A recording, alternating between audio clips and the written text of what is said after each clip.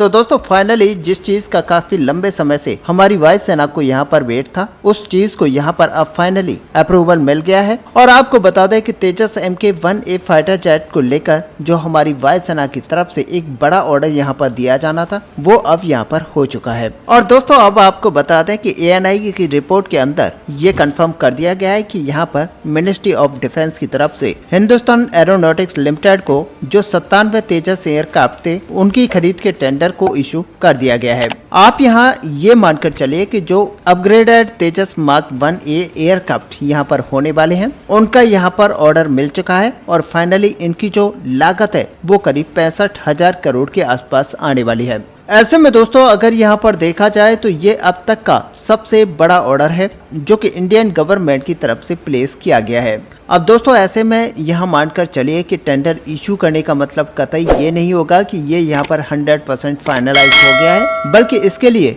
जो defence PSU है यानी कि हिंदुस्तान एरोनॉटिक्स लिमिटेड, इनके पास 3 महीने का समय होगा और इसी समय के अंदर इस टेंडर को रेस्पॉन्ड इनको करना होगा। अब दोस्तों आपको बता दें कि इस समय भारतीय वायुसेना में तेजस की जो 2 स्क्वाड्रन है, क्रमशः स्क्वाड्रन 45 और स्क्वाड्रन 18, जो कि यहाँ पर फुली ऑपरेशनल हो चुकी हैं। और 2021 में हमने देखा कि यहाँ पर 83 तेजस मार्क 1A फाइटर जेट का ऑर्डर दिया गया था और अब सेकंड बैच में जो 97 जेट्स हैं, इनका ऑर्डर प्लेस किया गया है। ऐसे में दोस्तों कुल मिलाकर देखा जाए तो भारतीय वायुसेना के अंदर इनके ऑर्डर को कंप्लीट होने के साथ ही 180 का बड़ा नंबर हो जाएगा। और अगर यहाँ पर 40 तेजस मार्क 1 को भी ऐड कर लिया जाए तो यहाँ पर 220 नंबर्स तक क्रॉस कर जाएगा। और ये बड़ी बात है कि आज भारतीय वायुसेना के अंदर इतनी बड़ी संख्या में तेजस फाइटर जेट मौजूद हैं। और रिपोर्ट्स के अंदर ये भी कहा जा रहा है कि तेजस मार्क 2 भी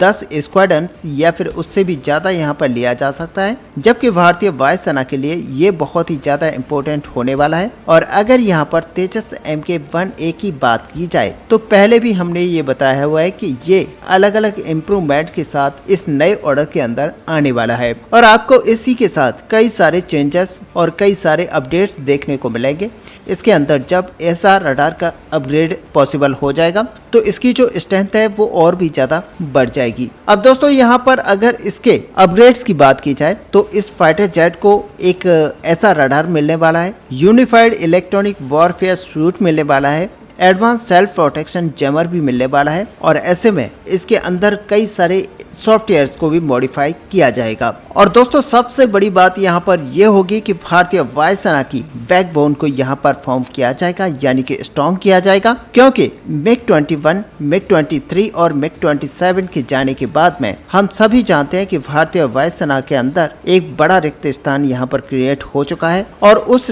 जगह को यहाँ पर फिलअप करने की जो जिम्मेदारी है वो हमारे तेजस फाइटर जेट को सौंपी गई है। और इसके लिए हिंदुस्तान एरोनॉटिक्स लिमिटेड भी युद्ध स्तर पर यहाँ पर कार्य कर रही है और यहाँ पर सच मान के चलिए कि HAL की तरफ से पूरा जोर लगाया जा रहा है इसकी बड़ी क्वांटिटी को प्रोड्यूस करने को लेकर। अगर दोस्तों यहाँ पर पहले प्रोडक्शन वेरिएंट की बात की जाए तो तेजस मार्क 1A जिसने पहली उड़ान को यहाँ पर ऑलरेडी 28 मार्च 2024 को पूरा कर लिया है और आने वाले समय में इसका जो पहला प्रोडक्शन वेरिएंट है, यानी कि जो पहला तेजस MK-1A का प्रोडक्शन वेरिएंट है, ये अगले कुछ ही हफ्तों में भारतीय वायुसेना को डिलीवर कर दिया जाएगा। ऐसे में दोस्तों यहाँ पर शुरुआत में ये कहा गया था कि इंडियन एयरफोर्स ने एन मौके पर कई सारे चेंजेस को डिमांड किया, जिसके चलते इसको हैंडओवर करने में समय लगा। इस समय अगर हिंदुस्तान एरोनॉटिक्स लिमिटेड के प्रोडक्शन की बात की जाए तो तकरीबन 8 LCA तेजस यहाँ पर ईयर के हिसाब से बिल्डअप किए जा रहे हैं, लेकिन इस कैपेसिटी को 2025 तक बढ़ाए जाने की बात की जा रही है। और यहाँ पर अगर रिपोर्ट्स की माने तो HAL का टारगेट ये है कि 2025 तक करीब 16 एयरक्राफ्ट पर ईयर के हिसाब से बनाना स्टार्ट कर दिया जाएगा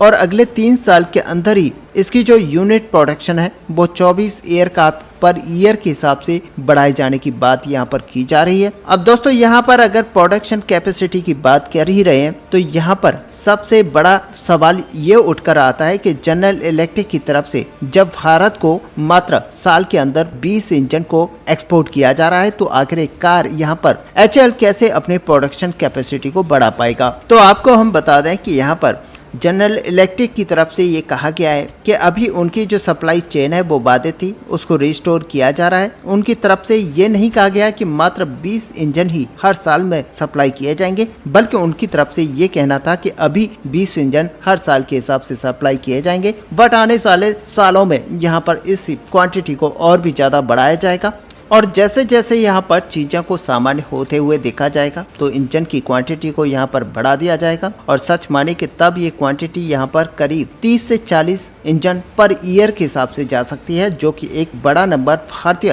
HAL के हिसाब से होगा। और अगर HAL इसी क्वांटिटी में यहाँ पर फाइटर जेट्स का प्रोडक्शन करती है तो सच मानकर चलिए कि ये जो पूरा ऑर्डर भारतीय वायुसेना की तरफ से अभी दिया गया है ये बहुत ही जल्द हमारे HAL की तरफ से कंप्लीट होता हुआ दिखाई देगा। और अगर ऐसा होता है तो हर साल 24 से 30 एयरक्राफ्ट तक हर साल बनाए जा सकते हैं, और ये कोई बड़ी बात नहीं होगी क्योंकि हिंदुस्तान एरोनॉटिक्स लिमिटेड ने नासिक के अंदर भी अपनी जो प्रोडक्शन कैपेसिटी है यहाँ पर बढ़ाने के लिए पूरा सेटअप किया हुआ है। और जैसे ही यहाँ पर ये जो असेंबली लाइन नासिक के अंदर है ये ऑपरेशनल हो जाएगी तो यहाँ पर तेजस की संख्या को भी बढ़ा दिया जाएगा। अब अगर यहाँ पर मार्क 1A की बात की जाए तो मार्क 1A के अंदर आने वाले भविष्य में कई सारे मेजर अपडेट्स आपको देखने को मिलेंगे, जैसे कि इनको इंडिजिनियस नोज रडोम यहाँ पर मिल सकता है, इंडिजिनियस रिफ्यूलिंग सिस्टम मिल सकता है, और इसके अलावा इंफ्रारेड ट्रैक एंड सर्च जो सिस्टम है उसको भी अपग्रेड किया जाएगा। हालांकि अभी भी HAL की तरफ से ऑफिशियली कोई टिप्पणी बाहर निकल कर नहीं आई है, लेकिन माना यही जा रहा है कि ये सब चेंजेस यहाँ पर होते हुए दिखाई आपको दे पाएंगे। और साथ ही आपको बता दें कि उत्तम ऐसा रडार को भी यहाँ पर इनबिल्ट किया जाएगा,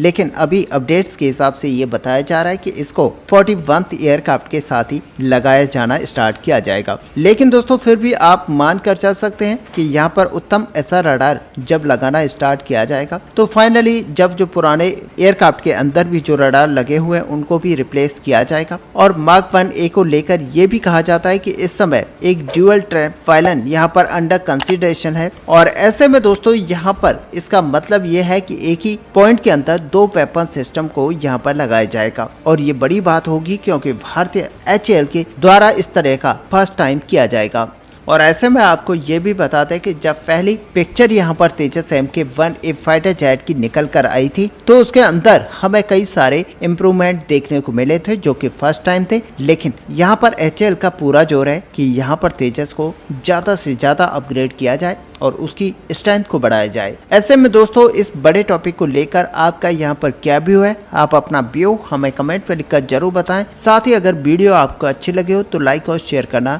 ना भूलें। मिलते हैं नेक्स्ट वीडियो में, तब तक के लिए जय हिंद जय भारत।